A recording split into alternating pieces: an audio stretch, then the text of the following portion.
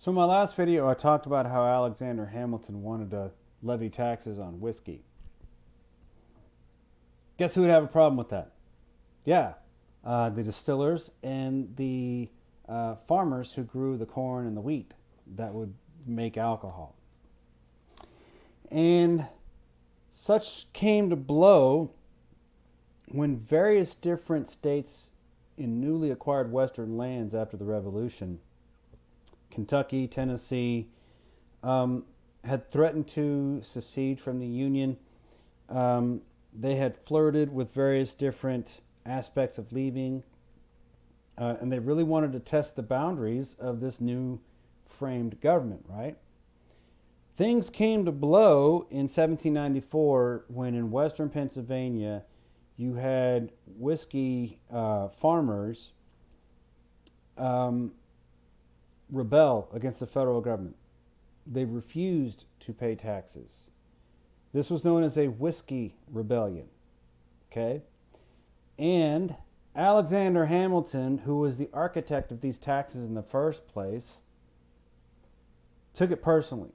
He saw this as an opportunity to flex not only his own muscle, but that of the newly framed constitutional government of the United States.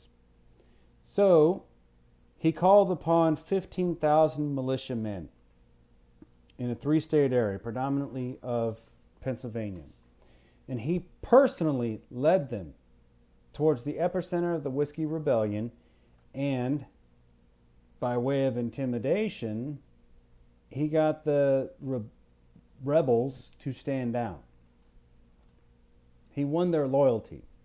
He didn't do so because he was this great guy. He won their loyalty because he outgunned his opposition. But what the Whiskey Rebellion did was, unlike the Shays Rebellion, which exposed the weakness of the federal government or the national government to flex its muscle, the Whiskey Rebellion did the opposite. Nowadays, by squelching the rebellion against the federal government and its responsibility and authority to levy taxes, you squelch the rebellion, now you demonstrate the power of the federal government. So that's something to possibly take away with you. The Shays Rebellion exposed the weakness. Whiskey Rebellion was a demonstration of the new power. Okay? So you start to win the loyalty of folks who are against the taxes largely because you can outgun them now. You're more powerful than they are. But what do you do about Native Americans? Many Native Americans live on lands that are now federally owned. That's the United States. What do you do about them? The United States had created those Northwest Ordinances in 1787 and so. But many of these other new states or new territories weren't quite as segregated, and also Native Americans possibly lived there. So something would have to give. You would have to create the idea that you are going to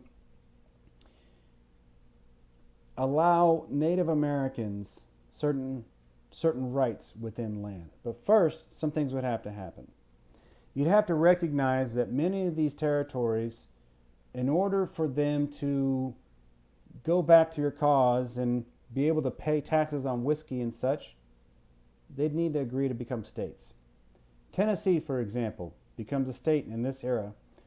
It used to be a part of North Carolina, but it had different regional differences, and in order for the government to win the loyalty of folks who lived in that territory, they demanded statehood.